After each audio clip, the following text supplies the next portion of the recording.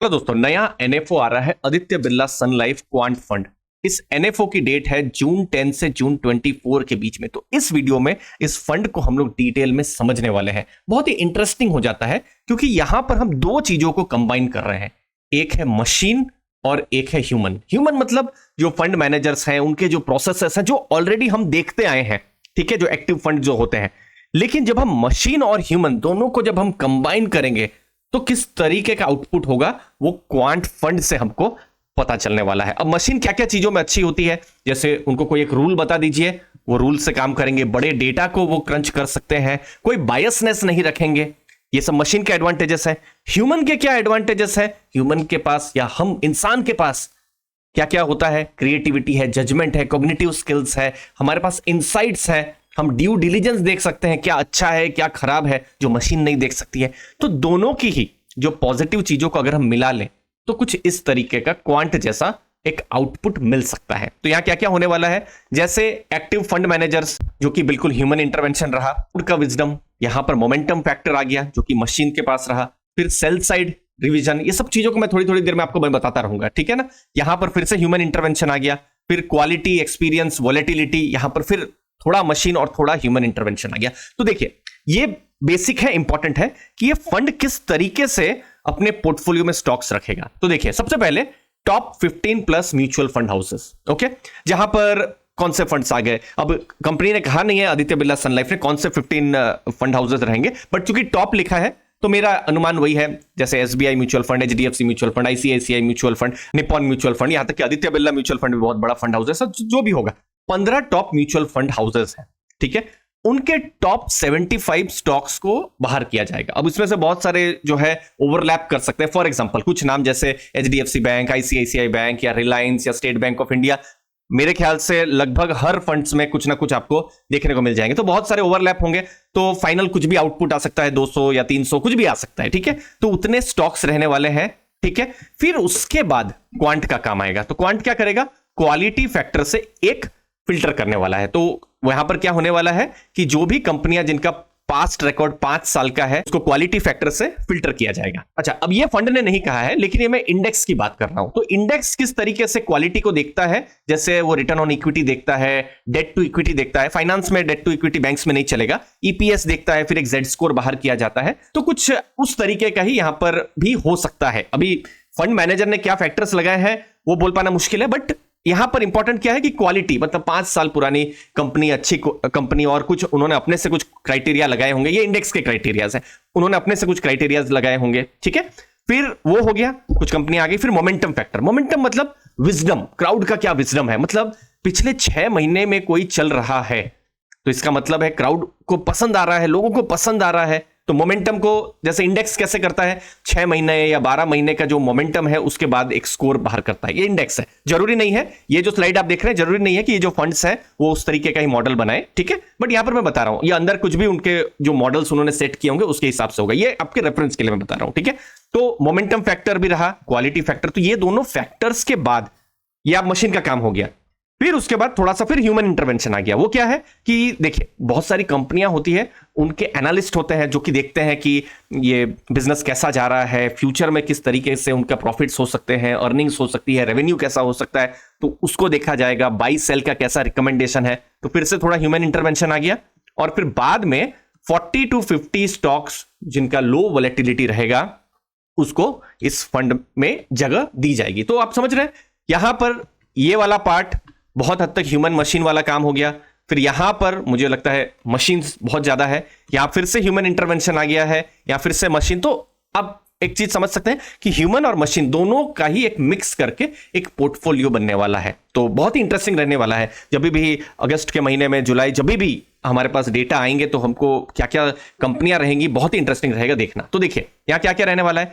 Fund managers एक system को device कर देंगे, जो हमने देखा ना, quality system, momentum system, volatility वाली, जो लो वॉलेटिलिटी वाली सिस्टम है। फिर फंड अपने हिसाब से ऑटो पायलट में जाएगा। अच्छा, फिर फंड मैनेजर की भी जरूरत है क्योंकि यहाँ ह्यूमन इंटरवेंशन। सोच लीजिए कोई कंपनी का अचानक से फंडामेंटल खराब हो रहा है, हो सकता है क्वांट मॉडल में अचानक से वो ना दिखाए, तो फंड मैनेजर वहां पर कुछ एक्शन ले सकते हैं। एक्शन ले लिया, फिर जैसा चल रहा है वैसा ही चलेगा, ठीक है। और फिर मार्केट में कुछ एक्सट्रीम हो रहा है, लिक्विडिटी कैसे मैनेज करनी है तो फिर से फंड मैनेजर देखते रहेंगे। तो आप समझिए यहां फंड मैनेजर का भी योगदान है, लेकिन बहुत हद तक ये ऑटो पायलट एक जो फॉर्मूला है, एक सिस्टम है, उसके बेसिस पर ही ये फंड जो है वो मैनेज होने वाला है। तो यहां पर बाई सिग्नल्स आएंगे, फिर होल्ड भी, अगर कोई कंपनी खराब भी जा रही है तो क्वार्टाइल उन्होंने बनाए हैं, Q1 फिर Q2 Q3 तक चलेगा, लेकिन नीचे के क्वार्टाइल में आ गया तो फिर सेल डिसीजन ले लिया जाएगा। बहुत ज्यादा इमोशंस का यहां पर काम नहीं होगा, मशीन क्या उनको आउटपुट दे रही है उसके हिसाब से दिया जाएगा कि उनको होल्ड करना है या सेल किया जाएगा। बट यस, फंड मैनेजर की अपनी जो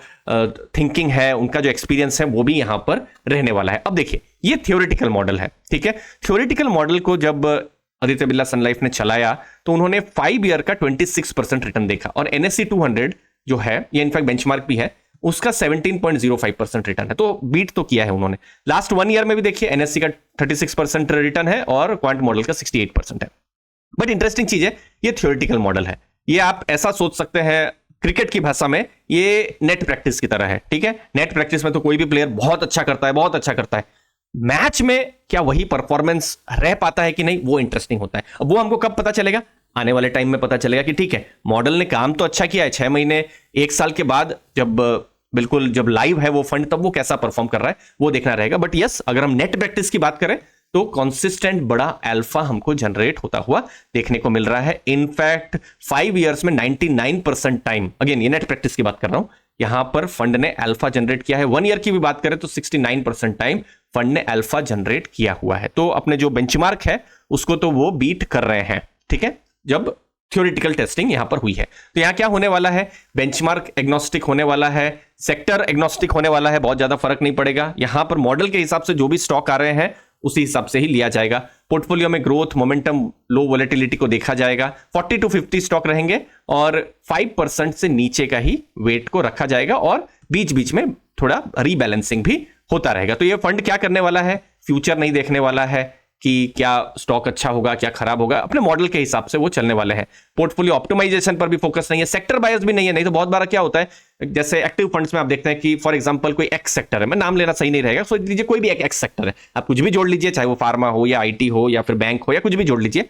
सोच लीजिए फंड मैनेजर ने ऐसा कहा कि हम 10% उस सेक्टर को रखेंगे, ठीक है, लेकिन यहां कुछ ऐसा नहीं है। कोई सेक्टर 50% भी हो सकता है, या 20% भी हो सकता है, या 1% भी हो सकता है, या फिर नहीं भी हो सकता है। आप सोच रहे होंगे अरे ये सेक्टर को तो होना चाहिए, लेकिन वो हो भी सकता है कि बिल्कुल इस फंड में ना हो। तो सेक्टर बायसनेस है नहीं, कैश कॉल्स है नहीं, मतलब आप ऐसा सोचिए कि मैक्सिमम ये इन्वेस्टेड ही रहने वाले हैं, ठीक है। तो ये सब कुछ इंपॉर्टेंट जो है डिसिप्लिन फंड मैनेजर्स अपने साइड से रहेंगे। अब देखिए दोस्तों, ये जो क्वांट फंड है या जो मॉडल्स हैं, ऐसा नहीं है कि बहुत नया है, बट ऐसा भी नहीं है कि ये बहुत पुराना है। आपको मैं बताता हूं, जैसे DSP एक क्वांट फंड है 2019, उससे पहले कोई भी फंड नहीं आया। तो पहला लर्निंग क्या हुआ है कि अभी तक जितने भी फंड्स आए हैं कोई भी उसका 5 साल हुआ नहीं है, और उसमें भी आप देखेंगे लास्ट 2021, 22, 23 इस समय में ज्यादा आए हैं फंड्स, ठीक है। तो हमारे पास वो प्रीवियस डेटा नहीं है। आपको मैं एक एग्जांपल से समझाता हूं। सोच लीजिए आज कोई एक म्यूचुअल फंड हाउस कहता है कि हम एक फ्लेक्सी कैप फंड को लॉन्च करेंगे। तो फ्लेक्सी कैप फंड्स का एक बहुत पुरानी हिस्ट्री है, भले ही पहले सेबी का कैटेगराइजेशन नहीं था, लेकिन आपको एक आइडिया जरूर मिल जाता है, ठीक है, कि यहां कैसा पोर्टफोलियो हो सकता है। आप 5 दूसरे अलग पोर्टफोलियोज को भी चेक कर सकते हैं, पुराने डेटा को भी चेक कर सकते हैं, ठीक है। मैं एक एग्जांपल दे रहा हूं, ठीक है, फ्लेक्सी कैप का एग्जांपल, या फिर आप सोच लीजिए कोई मिड कैप हो या कोई लार्ज कैप हो, ठीक है। यहां पर दूसरी चीज एक और है कि जितने भी फंड से यहां एक क्वांटामेंटल 1900 करोड़ को मैनेज कर रहा है। यहां तक कि ICICI प्रूडेंशियल जैसा बड़ा फंड हाउस भी 80 करोड़ भी मैनेज नहीं कर पा रहा है दोस्तों। सिमिलरली टाटा को देखिए 56 करोड़। अगेन मेरा बड़ा पॉइंट यह है कि क्वांट फंड्स में अभी भी बहुत नया कॉन्सेप्ट है, तो नया होने के साथ साथ यहां पर बहुत ज्यादा AUM भी नहीं है, ठीक है। मतलब इन्वेस्टर्स जो भी इन्वेस्ट कर रहे हैं, हो सकता है अपनी पूरी पूंजी नहीं लगा रहे होंगे, वैसे भी लगाना नहीं चाहिए, क्योंकि डाइवर्सिफाई अपने को करके रखना ही चाहिए, लार्ज कैप, मिड कैप में, फिर डेट, इक्विटी, गोल्ड सब में करना चाहिए। बट जितना पता चल रहा है कि इन्वेस्टर्स अपना थोड़ा एक पैसा इन्वेस्ट यहां पर कर रहे हैं, क्योंकि बड़े फंड हाउस भी हमको दिख रहे हैं कि बहुत ज्यादा उनका, जैसे आप फॉर एग्जांपल देख लीजिए, ये कोटक का फ्लेक्सी कैप फंड को आप ले लीजिए, वो कहां 20-30 हजार करोड़ मैनेज करता है, यहां 730 करोड़ है। ICICI प्रूडेंशियल के फंड देख लीजिए, value discovery fund, flexi cap fund, कितना ज्यादा 10,000, 20,000, 30,000 करोड़ से ऊपर मैनेज करते हैं, यहां 80 करोड़ है। तो बहुत नया मॉडल है। तो इन्वेस्टर्स भी अभी समझ रहे हैं कि ये मॉडल किस तरीके से आने वाले टाइम में इवॉल्व करेगा। अच्छा, अब इसमें रिटर्न भी दो एक्सट्रीम में आए। जैसे डीएसपी क्वांट फंड का मैं रिटर्न देख रहा था, पिछले 3-5 साल में उसने बहुत ज्यादा एक तरीके से अंडर परफॉर्म किया है। क्वांटामेंटल उसने अपने जो बेंचमार्क है उसको बीट किया है बड़े नंबर से। तो हो सकता है फॉर एग्जांपल हम मे बी 3 साल के बाद बात करें कि ये जो फंड है आदित्य बिरला सन लाइफ, तो यहां दो एक्सट्रीम केस हो सकते हैं। या तो आप कहेंगे कि मैंने यहां इन्वेस्ट किया फॉर एग्जांपल और मेरा जो रिटर्न है थोड़ा खराब आया, या आप कहेंगे कि नहीं इसमें तो मजा आ गया, इसमें जो benchmark return for example x है तो ये एक्स प्लस 7-8% रिटर्न दे दिया। तो ये कहीं पर भी रिटर्न जा सकता है। अब फॉर एग्जांपल अगेन मैं फ्लेक्सी कैप का एग्जांपल लेता हूं। फ्लेक्सी कैप फंड है फॉर एग्जांपल, उसने X% रिटर्न दिया, तो जनरली जो भी फंड हाउस है ज्यादा भी अच्छा करेंगे तो X+3 X+5 का रिटर्न जाएगा। ऐसा नहीं है कि X+20 हो जाएगा, लेकिन क्वांट में वो पॉसिबल है।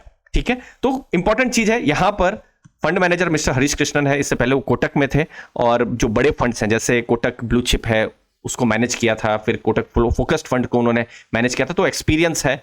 यहां पर निफ्टी 200 TRI इसको बेंचमार्क माना गया है, क्वांट थीम पर रखा जाएगा। तो इसका मतलब क्या है, ये एक टाइप का थीमेटिक फंड है। ठीक है, थीमेटिक फंड में मेरी पर्सनल सोच है। ठीक है, अगेन एक क्वांट फंड को अब थोड़ा साइड में रखते हैं। कोई भी थीमेटिक फंड फॉर एग्जांपल आ जाए, जैसे अभी रिसेंट में एनर्जी, मैन्युफैक्चरिंग जैसे थीमेटिक फंड्स आए हैं। ठीक है, ऑटोमोटिव थीमेटिक फंड अभी सिमिलरली एसबीआई ऑटोमेटिक आया था। तो थीमेटिक फंड्स में जनरली क्या हो जाता है, आप एक तरीके से कॉन्सेंट्रेटेड टाइप का रिस्क लेते हैं। ठीक है, तो जनरली ऐसा मेरा पर्सनली मानना है कि हमारे अगर पोर्टफोलियो में हो तो सबसे पहले तो हमको अपना रिस्क असेसमेंट करना है, और हमारे पोर्टफोलियो में जो थीमेटिक फंड है आइडियली 5 to 10% रहे तो ज्यादा अच्छा। अगर मेरे पोर्टफोलियो फॉर एग्जांपल 1 करोड़ का है और 50-60 लाख थीमेटिक फंड है, और सोच लीजिए थीमेटिक फंड मैंने एक आईटी का लिया हुआ है और 50 लाख है, करोड़ में 50 लाख सिर्फ आईटी सेक्टर में है, तो सोच लीजिए कल अगर यूएस में या फिर यूरोप में स्लो डाउन हो जाए तो मेरे फंड को कैसा इंपैक्ट हो जाएगा।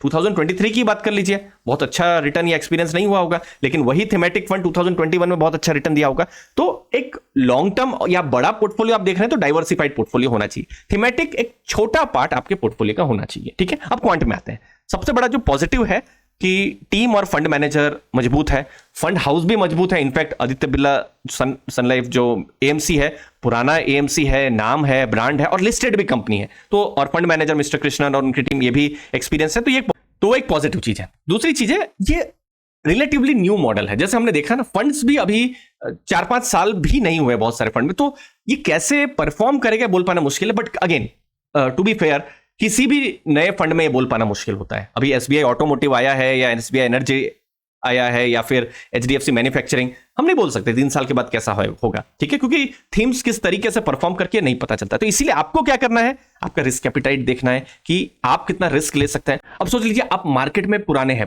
एक्सपीरियंस हो गया है 5-10 साल का, फंड्स में आपने अच्छा खासा रिटर्न भी कमाया है, आपका एक्सपीरियंस भी है। अब कभी कभी होता है ना कि चलो ना कुछ नया ट्राई किया जाए, देखते हैं ना।